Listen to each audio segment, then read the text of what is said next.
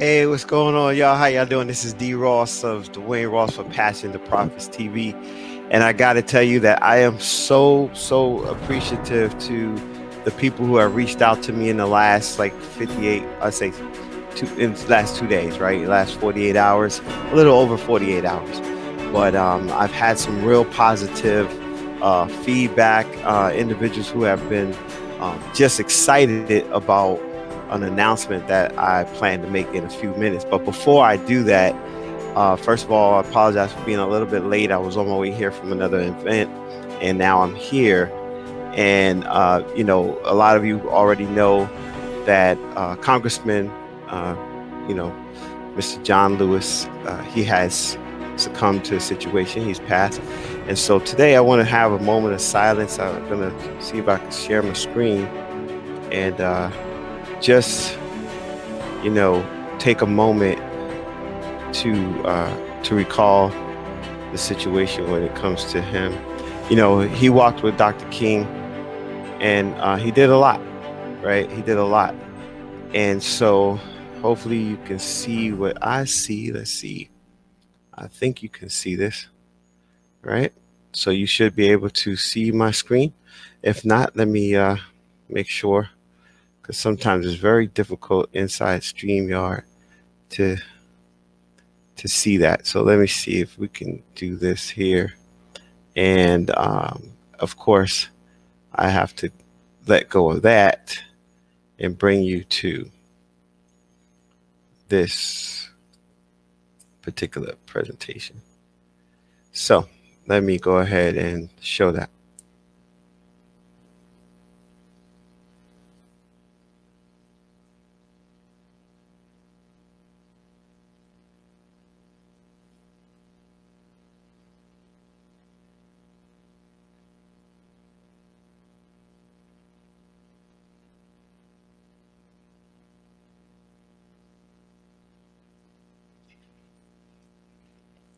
Do not get lost in a sea of despair.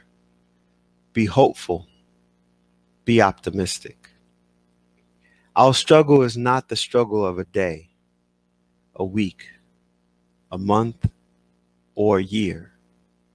It is the struggle of a lifetime. Never ever be afraid, but make some noise and get in good trouble. Good trouble, necessary trouble. Congressman John Lewis. A friend of mine, he's actually named John Lewis, and it brought me to thinking about that person. But what I, wanted to do today is just kind of take a moment and, remember and reflect some of the things that John Lewis stands for or stood for. His quotes are seen all over the place. But one of the things about him is that, he stood with Dr. King and he walked with him. That whole scene of the cops taking over, the Pettus Bridge when they came against them. That was a serious situation for our history, right? And over the years, he's really been very vocal about a lot of different things. And he actually served for 17 terms in the White House. Now, of course, when you start serving from, 1987 or something like that, it makes you think about some things, right? How much change have we seen in all these years? Have we actually seen the change that we want? And one of the things about him is that he also stood up for the idea that Gandhi stood for, which is we need to make sure that we become the change that we want to see. It's easy for us to sit in the background sometime and not think about the ways that people leave a legacy when people stand up for something that everybody else gets to enjoy the fruits of. He stood up for a lot of things. He said, never ever be afraid to make some noise and get in good trouble. Good trouble is a very interesting word, choice of words, because there are times where you can get in trouble and it really doesn't matter.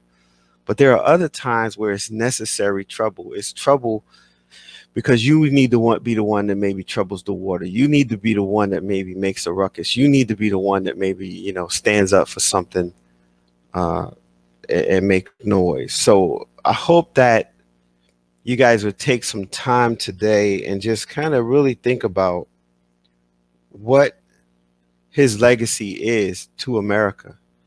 You know, there's so many people who stood on the backs of civil rights. They marched in the civil rights movement, and today, you know, they're making their way to the other side. They're transitioning, and they're leaving it to the next generation. They're leaving it to the younger generation.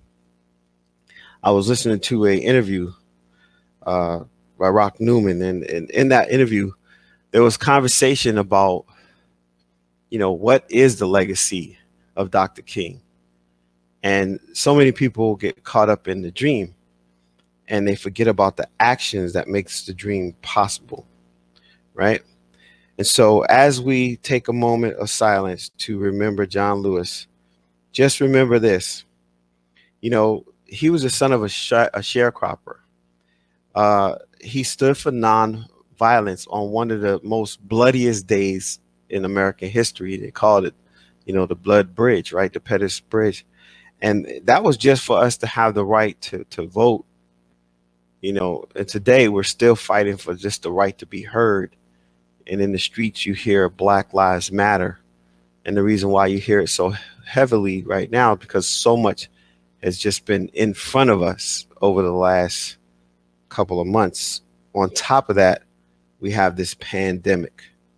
So just, as you think about this, think about those that have stood up for the struggle, and he said it here that's so well said. It's not a struggle of a day. It's not a struggle of a week. It's not a struggle of a month. It's not a struggle of a year, but it's a struggle of a lifetime. I heard some people say that they're feeling this despair. They're feeling like it's never going to change. They're feeling like it's never going to be enough. One of our brothers stood up not too long ago and he made some remarks that were called anti-Semitic. And that was Nick Cannon. And many of us reached out to him to support him and say, hey, you shouldn't have to apologize for something that you feel and by the historical documentation is not true. That's like someone saying Christopher Columbus discovered America, and then you finally say, no, he did not. It was a land was already here, inhabited by a whole bunch of people. And then somebody says to you, well, that's anti-American, right? It's the truth. You have historical documentation. You know what it is.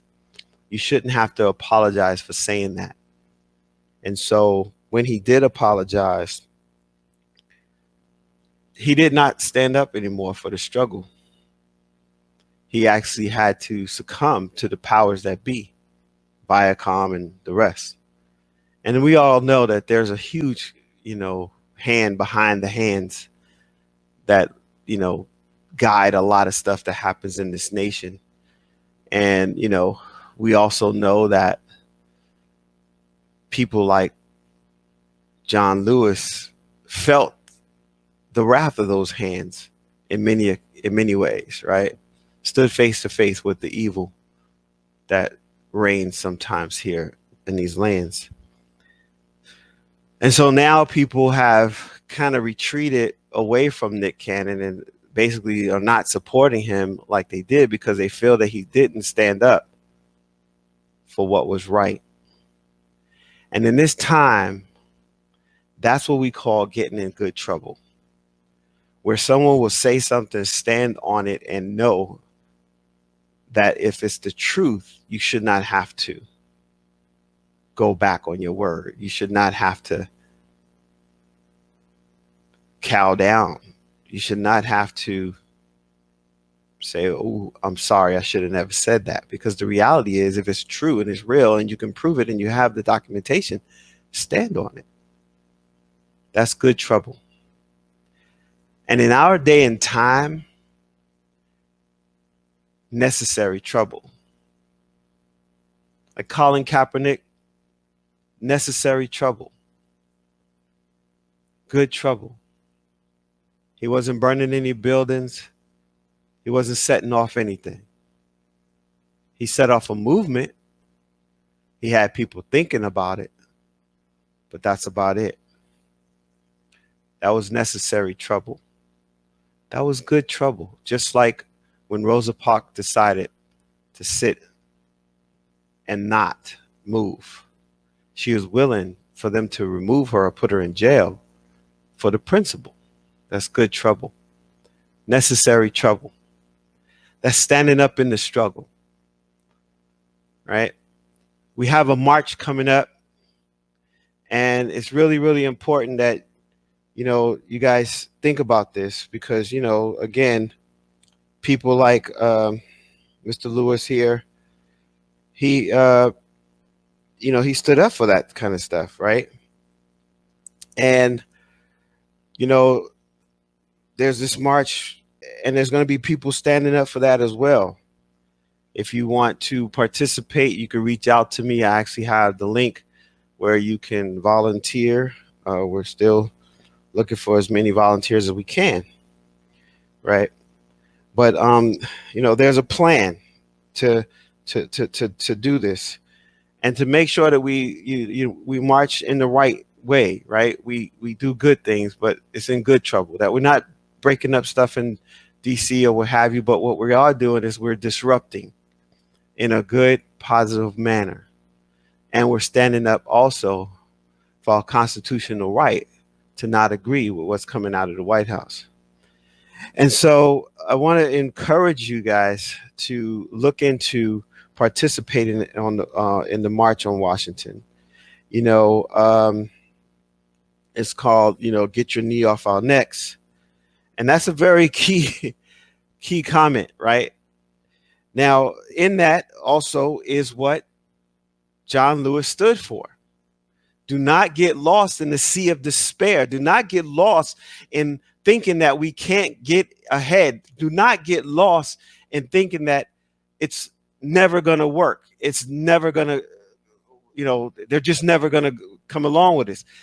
The world is a different place than it was 40 years ago, although some of the tactics and systems are still in place, and it's time to dismantle them.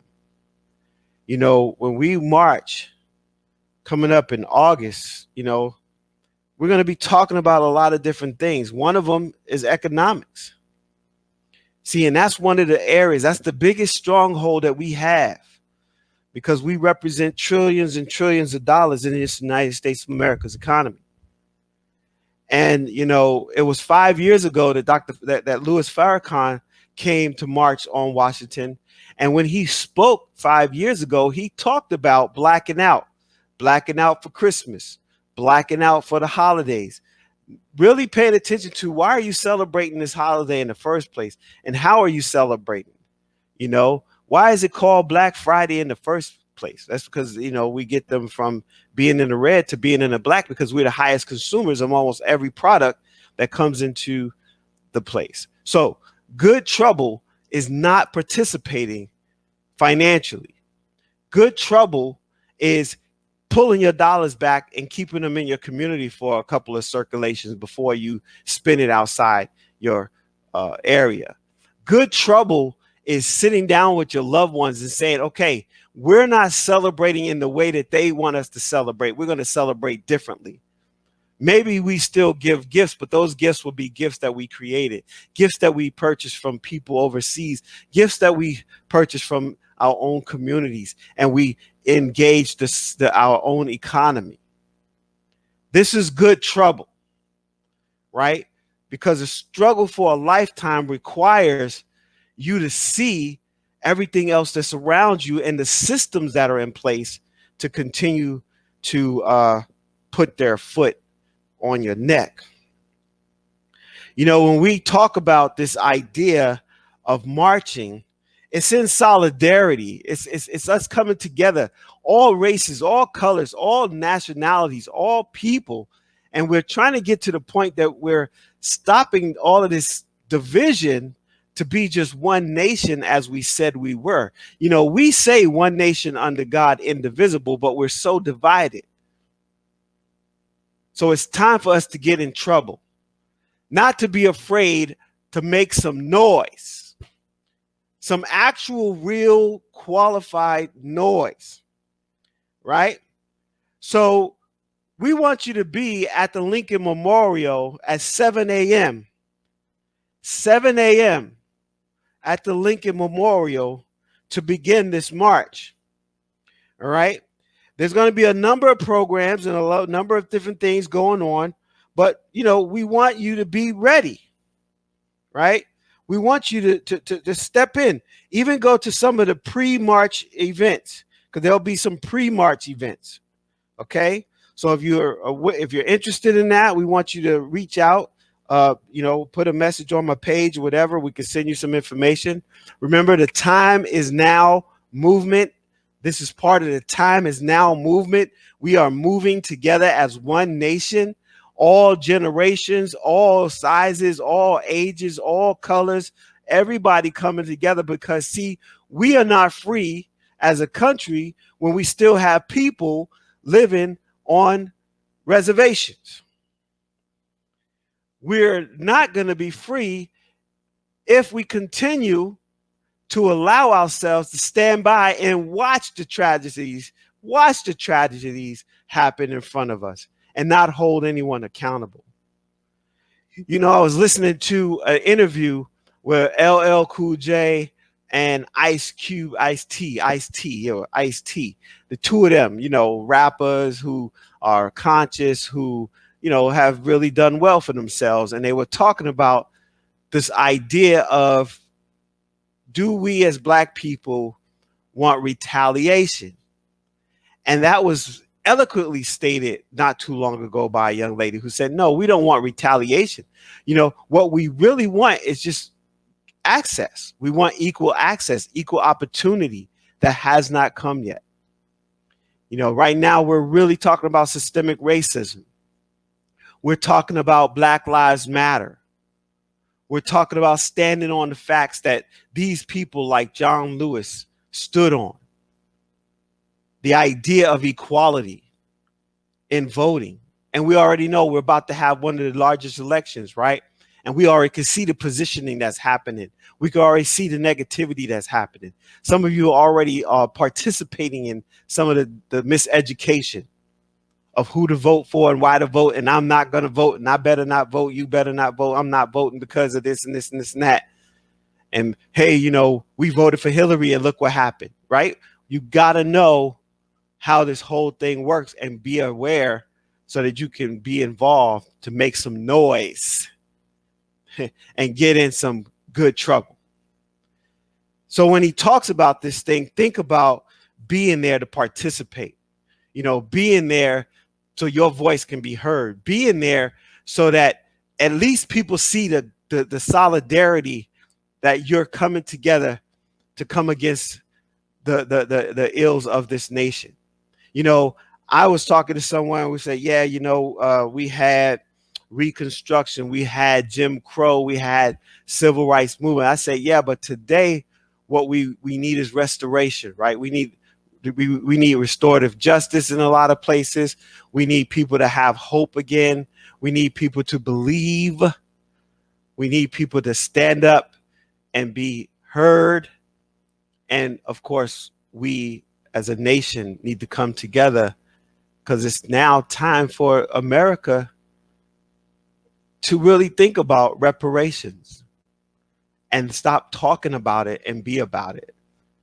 And not just let one little town somewhere or one little state somewhere do it, but across the board, they already know this is the way it should be done. They've been calculating this for years. They know the numbers. They know where the disparities are, and just make it right. Housing disparities, redlining is still happening. I talked about that last week. You know, that just happened in Chicago. It's crazy that that's happening in 2020, right?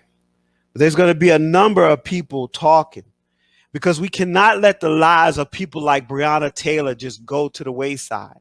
We cannot let everything be so excited about George Floyd that we forget Tamir Rice, and we forget Laquan McDaniel, and we forget Philea Castile, and we forget all these other people, Eric Gardner. We forget these people because we have to say their names and keep their names out there, and we definitely need to make noise.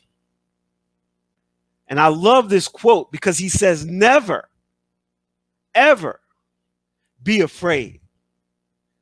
And I heard something about the fear of man. You know, there's this idea that we are born with a fear. We only have two fears: loud noise, and then we're given a sensory fear to be aware and alert in case we have to fly it. That's it. Everything else is learned. And so in this situation, we need to stand up together, holding hands, walking in unity, having one mind, one objective, unity. You know, see, this is the big thing that I think is really coming to forefront, is the idea that we can actually unite financially. Because see, maybe it's not just black people blacking out on such and such day, but it's all people who stand for justice, all people who want to see equality, all people from all people groups who want to see a change in this American landscape. And we can't just go back to, you know, everything as usual. You know, buying everything. Okay, we held back our money for 3 days and then we buy everything up on the fourth day. That makes no sense, ladies and gentlemen. So we cannot get lost in the sea of despair. Despair is giving up hope. Despair is not believing anymore. Despair is holding on only to the fact that it's going to be what it's going to be. And, you know, some people said it is what it is. That is not true. And when you hold on to that mindset, that means you can't change it. But there is an opportunity for change. You know, we had a black president in the White House, and what actually changed? A few things, but not all things. Why? Because there had to be a united front, and there wasn't. One of the most difficult things that a man would have to do is stand up and be called the savior of the black people. No way he can do that. All right. And people wanted him to do all this stuff. And it's like, man, just pay attention to what the legislative process is. It's never was that. He just happened to be a black man that was in the White House, but he wasn't a black man for the black people in the White House. That's not how it worked. But he did make some inroads, because one thing that he showed us is he could be eloquent. His family was together, and he stood in a way that involved all people groups. And yes, there were a lot of things that he did for all other groups except black people groups. And why did he do that? Because again, systems are in place, and he wasn't there to save the black race. We have to forget that. All right. Never, ever be afraid to make some noise. Let's go back. Our struggle is not the struggle of a day. We cannot march in the street on Monday and then go chill on Saturday, on Friday, or the next day. We need to keep the pedal to the metal. This has to be something that we continually do to move our entire world forward. All right. And so as we take the time to embody the words that this amazing man stood on, this amazing young man, because at the time he was a young man standing in the eyes of oppression, walking next to Dr. King. All right. So I want you to pay attention to this, be aware. And for right now, I just want to quote it one more time. Do not get lost in a sea of despair. Do not get lost in a sea of despair. Do not get lost in a sea of despair. You cannot give up. Never, ever, ever, ever, never, ever, ever, ever, ever, never, ever give up. Be hopeful. That requires your faith. That requires a belief. That requires a mindset. That requires a decision and a choice. To be hopeful, it is a choice. You wake up, you decide, I'm hopeful. I'm not going to let myself be hopeless. And then be optimistic. What's the best thing that can happen? What's the opportunity right here? How can I grow from this situation? What can we look for that moves us forward? How can we keep moving forward? Because again, there's so many times that we're going to be pushed down, kicked to the side, marginalized. And we already know that. We know our history. What is our future? Who are we now? Our struggle. It is a struggle. It can't be easy. Nobody's going to succeed power. I mentioned that last time. Okay. That's the words of even the orator himself, right? Frederick Douglass. He said power will never concede without a struggle, without bloodshed. There's going to have to be a situation. Now, you heard 5 years ago, give us justice or else. That's what we marched on the last time. Give us justice or else. Well, what you're seeing right now is the or else. Or else we won't participate in this. Or else we won't go here. Or else we'll pull out from this. Or else we will no longer support X, Y, and Z. So our struggle is not the struggle of a day. It's not a struggle of a week. We can't do good for 2 weeks, 3 weeks, 1 week, 4 weeks, 5 weeks, 7 weeks, and then think that everything is going to be all right. Not a month. You know, we got to think generationally, not a year, but it's a struggle of a lifetime. What if our ancestors gave up the first time they was whooped and beaten, chained and strapped to trees during 100 years of lynching? Don't let nobody tell you it wasn't 100 years. It was over 100 years, but 100 years where it was a federal law on the books that supported it. Till Ida B. Wells came and fought it. What kind of struggle, right? It was a struggle of a lifetime. Some of us, we're struggling today so our grandchildren or our children's children will benefit. So be aware of that. Make sure you're paying attention to that. That's so important.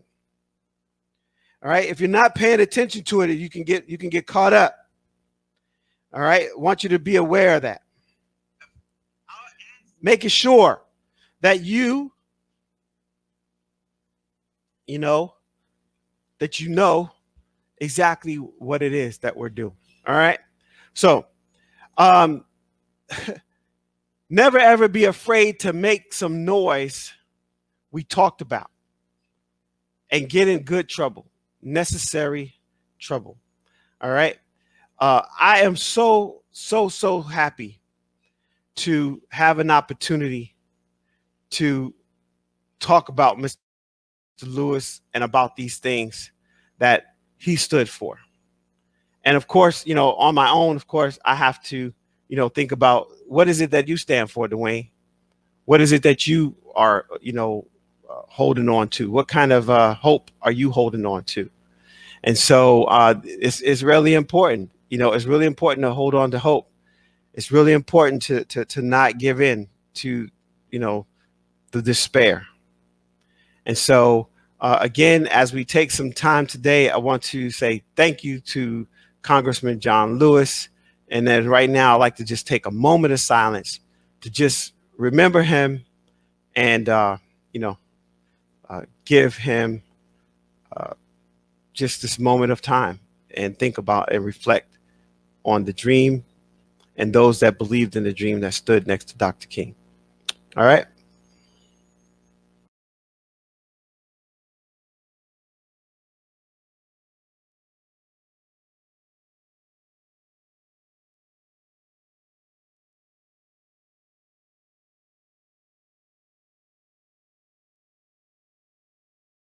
John Lewis.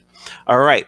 So most of y'all know that I am the author of the book, No More Crumbs from the Table. I have been behind the scenes working on something really cool for this next time of my life. I'm actually it's interesting. For people who know my background, who knew me from back in the day, that I was involved with personal development. I worked, I've been on the stage with Les Brown. Did a presentation before and won this really cool speaking thing. I was doing some work with Jack Canfield. I worked with the Goals program, which is a program that he created way before the whole chicken soup for the soul phenomenon and all of that, right? And I was doing pretty good, and I was flying around and doing a whole bunch of stuff for my book, No More Crumbs from the Table. But what happened is I kind of got caught up in my own situation, and then life has a way of bringing situations to you, and if you succumb to them, you can put yourself in a bad situation. So I mismanaged the moments, I mismanaged my time, and actually lost my confidence. And I got to the point where I was just kind of just going through the motions, and then it all fell apart. And when it fell apart, sometimes, they say Humpty Dumpty fell on the wall. Humpty Dumpty had a good fall. All the king horses and all the king couldn't put him back together again. So the only person that was able to put me back together again was God and his spirit. And he spoke to me in the middle of the night one night, and he says, I gave you this thing to do, and there's people still needing it. And so recently I've actually, started kind of cultivating it again and cultivating this whole passion. And you guys saw me on the 31 days of positivity. And then I was on 30 days of video with LinkedIn, and people were saying a whole bunch of stuff. And I got all kind of, comments from different people, and when you're going to do your next speaking engagement. And then COVID hit, and, the whole COVID thing took longer than we expected. And I started doing some online stuff. I started doing this show. And as I was doing this show, it was people available to watch, and it was kind of cool. And I'm watching them watch me and watching them watch, all kind of cool stuff happening. And then all of a sudden I got to the point where it started slowing down, because everybody's available now to kind of go wherever they need to go. And they're doing that kind of stuff. And so I was like, well, shoot, what do I need to do now? Right? Where do I need to go? And so I started, asking people, hey, what do you think that the best slot is for me to do the show where I can have the best viewership? And some people said Thursday night, some people said Tuesday night, some people said Monday night. And so I'm still not sure what day it's going to be. I do know that I probably need to either move to Sunday or a different night of the week, because Saturdays and Fridays are still people's party nights. That's the time when they get to going and doing different things. And then at 7 o'clock, they also run into a situation where they're, out and about, and they're trying to rush back, or they're trying to listen to while they're doing something else. And so, my goal is to not just have me talk, but to bring people to you. And the last 2 weeks, I've had people cancel, and I've had people say, oh, yeah, that's right, I was supposed to be. And then, they weren't there. And so because of that, I had to really rethink and say, okay, first of all, I really need to have like 5 people maybe set up to come, and then tell them that, hey, I already got 2 or whatever. I'm not sure, because I really at first started having 2 people, and it wasn't enough time. So I went to the one person interview format. And these people are people who have a passion for whatever it is that they do. And then they come on the show and they talk about their passion. And then they talk about how they made profits.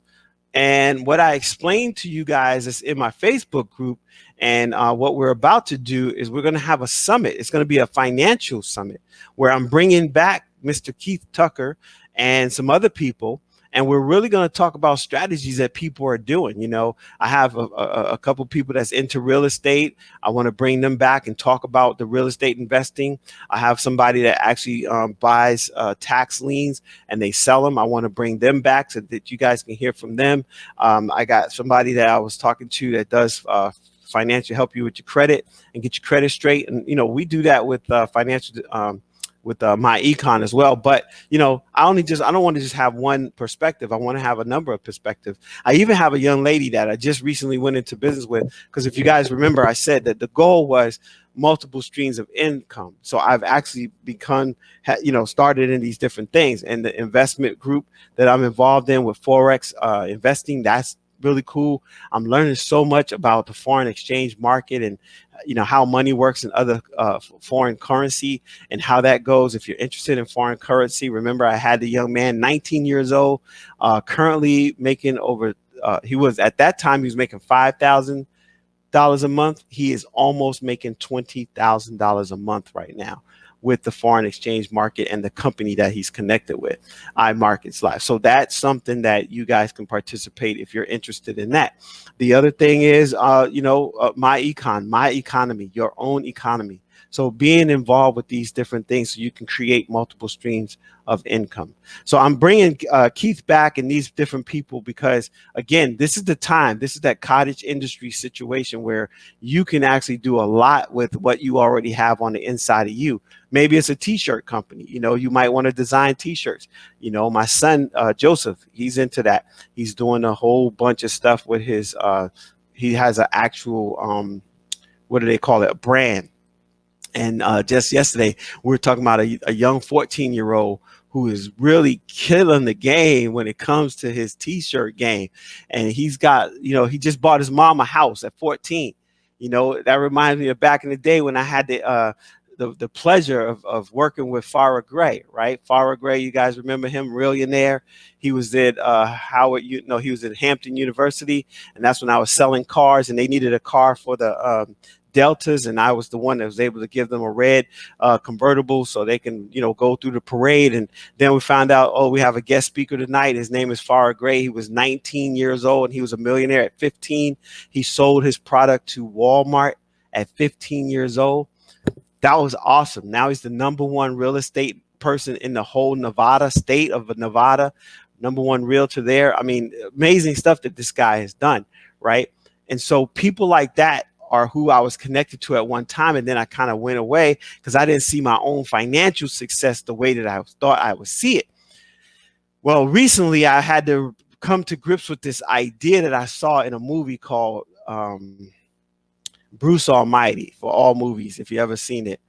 There is a situation where here's this reporter, right? The plot is, this reporter who wanted more from life. And, he's doing the mundane stuff and he's thinking it's mundane, right? He's in the small town doing small time things and he thinks he should be bigger than that. But then he gets an opportunity to do all of that. And he finds out that it wasn't all what it's cracked up to be. And he really, really just wanted his life back, his simple life back. Well, for me, it was the fact that I've been on the stage with Jack Canfield. I've been on the stage with Les Brown. I've been traveling all over the United States, having them put me in hotels and all this kind of stuff. And I had some money where, at one point in time, I did have a couple of checks coming in the mail, one in my pocket and one I just put in the bank. It was kind of cool, but it didn't last long. And then it disappeared. And so this is the time to come back to that same stuff that I taught people. No more crumbs from the table. You don't have to settle for the crumbs. You don't have to wait for somebody to die for the promotion. You don't have to wait to start your business when you retire. You don't have to get excited about your passion after whatever date that is. You need to be involved in it now. And so I really, really have decided, and God has actually showed me, he said, you know what? I've redeemed your time. I redeemed your voice.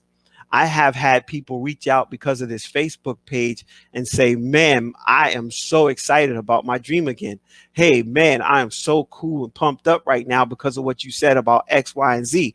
I did the thing on LinkedIn and people were like, man, way to go, man. This is so amazing. I appreciate it. And I'm thinking, I'm just doing my thing. I'm not really trying to change the world or nothing like that. I'm just doing my thing, right? But my thing is a God thing. So therefore, if it's a God thing, it's a good thing. And if it's a good thing, it's going to grow. And I had not paid attention to the fact that it can grow in a way that I didn't understand. Right? Where I was at a gas station, I'm getting gas and this guy gets out and he walks over and I don't know who he is really. He kind of looks familiar. You ever had that moment where the guy, he kind of looks familiar, whatever. And he says, hey, Mr. Ross. And I'm like, yo, hey, man, how you, man? And he's like, hey, man, da, da, da, da, da. And he starts telling me this story about him being in orientation with me and how his life had changed. And he went from working for this pennies pretty much for the dollar to owning his own painting business. And he had got a contract and all this stuff. And he said, it was because of you and what you said. And I'm like, what did I say? I don't know. I don't remember. But his life is different and it's changed as a result of that. And what God has showed me in this quiet time is I've never left that from you. You still have that, Dwayne. You still can do that, Dwayne. As a matter of fact, as long as you're breathing and you're alive, you can move forward in that thing, in that gift. And so I am kind of re-energized with no more crumbs from the table, how to discover your tag, your talent, your ability, your gift, and put it to work in the earth. And so what has come back to me, or what has grown from this, is the Write Your Story course. For you guys know, the Write Your Story course, I'm teaching it at the community college. I've been teaching at the community college since 2016, and COVID has put me in a position to put it out there online. And then I got a coach who said, well, Dwayne, your prices are way, way, way, way too low. And I was like, well, what are you talking about? Why, what do I need to do? And she said, well, I need you to up your game. And so August 8th, I will be releasing the Write Your Story course. It's the Write Your Story self-publishing course, where it'll be a live course taught over 7 sessions, 8 total, because we're going to have an 8. The first one is going to be an orientation, an invite, where anybody could come. It's free. I'm just going to share some knowledge with you, show you the breakdown, why it costs this, why it costs that type of thing. And then from there, I'm going to be able to, expand, show you some other things, and then walk you through the process. It's called a Do It With You program. That's the difference. I've been doing the do-it-yourself model, where I teach it, give you the info, show you the spots, and hey, have a nice day and go do your thing. And what I discovered is that a few people are successful, but I want 100% success. I want at least 90% success. And so the do it with you model allows me to stop step by step and show you. I have my own group of people, so you actually have access to low cost, middle cost, and high cost proofreading, editing, copy editor, people that will, just do grammar. I mean, we got all of that covered. For those that have a children's book, you guys know I just released I just released Olabisi Darami's book, and Andy and Friends, right? Eating Healthy God's Way. That has become a series. A little while ago, I had a young lady, I showed you on a video. We had to make some tweaks to her book, so we're going to re-release it. But, the South Carolina Garden, that's Tanky, right? We got a character named Tanky that's doing some stuff. So you probably have something on the inside of you that you need to get it out of your head, out of your hands, and out of your heart and into the hands of those that can consume it, including yourself, right? And it also puts you in a platform to now speak, right? Because now you'll have something to present on, something that you can actually, put out into the universe and actually see a return on that investment. So I'm going to be helping you walk through the process. And the goal is, if you do everything that I'm telling you to do, and I'm coaching you to do, because I'm a dream coach, I'm coaching you through. When I coach you to the end of that situation, you will have a product in your hand. Now, it'll be the MVP product, right? Most, what they call, this is the minimum viable product, right? A minimal viable product. It's that first time out. You can't fix something if you don't put it out there first. Let me say that again. You cannot fix it if you don't put it out there first. So what I'm doing, I'm helping you get that first one done so you can breathe. You can say, whew, man, I got the book in my hand. I got the book in my hand. Now you can go through it and say, do I really want the picture there? I need the picture somewhere else. Or maybe you might say, you know what? I love the way this looks, but I want to do such and such. And you give it to other people and all that kind of stuff. It's just amazing what happens with you when you get it in your hand and it's an actual finished product. You feel one way when it's just the beta test, when it's just the beta test. But when you get to the point where you're now holding something that you created, like your baby, you created it and it's in your hand and it's real, everything changes. Give me a second.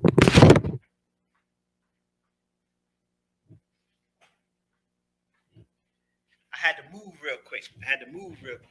All right. Had to move real quick. Because see, I was on that side of my room in my other area where I had my white ball, I'm on a green screen. But look, this is Amanda, right? Amanda Goddard. She finished this book. She came to my class. She finished this book, and it's a children's book. And it's about Hanana's boo-boo, right? Look at these characters, right? She created characters. Why? She was talking to her son about a lung transplant that her mom had. Now, why is Nana walking around with this tank? What's going on? And so she was about to go into this sci-fi novel. And in my class, I asked her a couple better questions, a couple different questions. And the reality was, why don't you do a children's book? And now it's this particular thing. Another young lady came to the class, and I say young ladies because most of the people that come are women, and there's been some men, but I would say 80% are women. Well, here's the book, right? Woman in the Wall. Look at that. That is a nice cover, right? She goes by the name Roxanne Ridge, but that's not her real name, right? Asha Fields. Asha Fields. You can see that, right? She came to the class. She was stuck. Most of you are probably stuck. So going through the class is going to help you get unstuck and get you to the finish line. And that's what she was able to finish. And because of that, I was able to tell other people. And then this person showed up. Double Shot of Redemption. What's her name? You guys saw me post on her just a little while ago. She's the beautiful and smart yet talented young lady who's about to get married in a couple of days. Miss Amanda Danello, right? She actually now has been featured on a friend of mine's podcast, which is Faith on Fire, Rob Dawson. So, I mean, it's amazing. She was featured in the local newspaper because she overcame addiction. What story do you need to tell? And why are you waiting? What's holding you back? Let me help you with the Write Your Story course. It's the Write Your Story self-publishing course. It's going to be available to you. And I want you to do your research. Go out there and search and see how much it costs to get somebody to help you do your book. And even companies that say we'll do it for you, they start at a certain amount. And when they start at a certain amount, they leave out some details. They'll say, okay, yeah, we'll start you at $6,000. But they don't tell you that, oh, that did not include the proofreading. That did not include the form editing. That did not include the formatting inside the book and the dust cover and your and so there's all these different things that you're like, what? So I put all that together and I put it in a process that's less than $3,000. That's less than $3,000 right now with me live. Now, it's going to go up. I guarantee you that, because even yesterday, having a conversation, realizing that in some cases, if your book is not this size, this right here is probably, what was this, 119, 120 pages. My book, No More Crumbs from the Table, this one right here was 168 pages. Sounds pretty good. But when you get into a book like this, where you have 277 pages, you're talking about $1,700 just for the editing.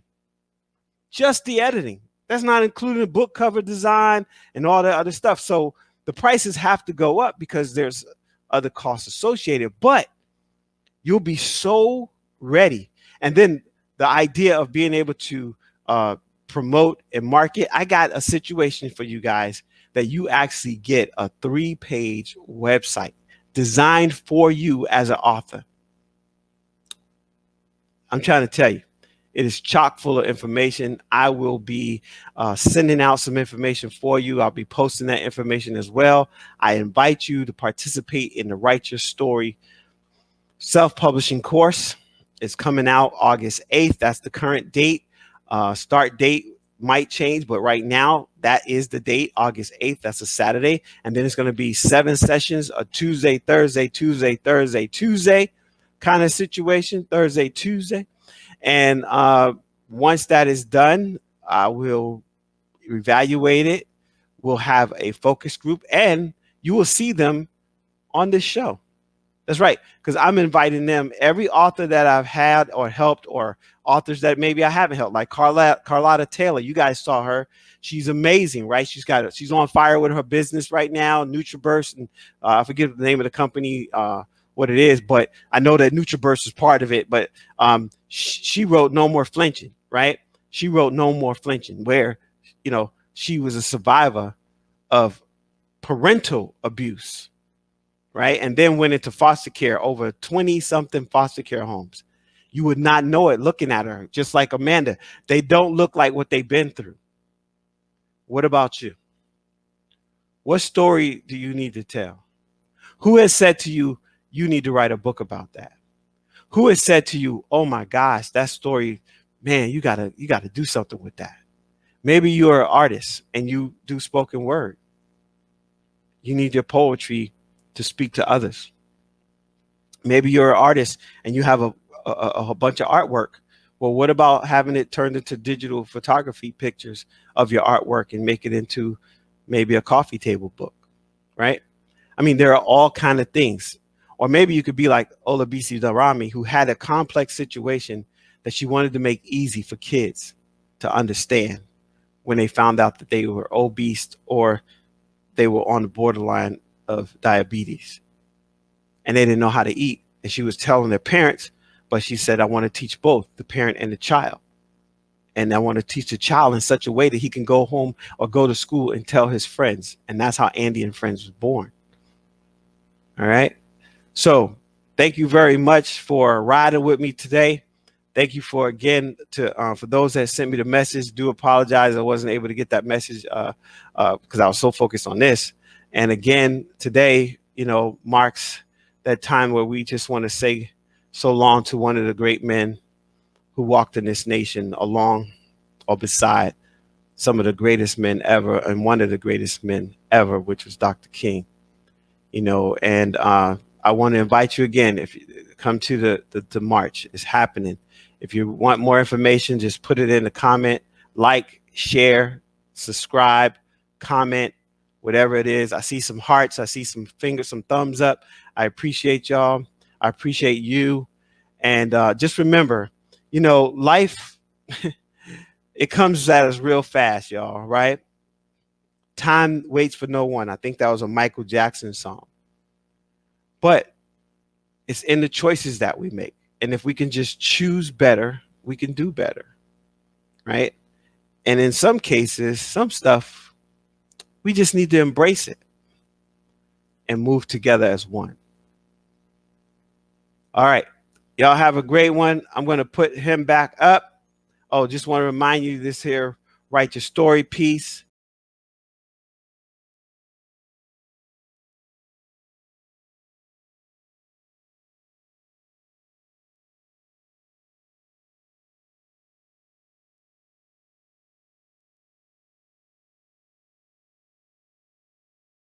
Okay, free consultation at Dwayne-Ross.com, and you just put your information in there and actually make an appointment with me, and I will sit down with you for 30 minutes.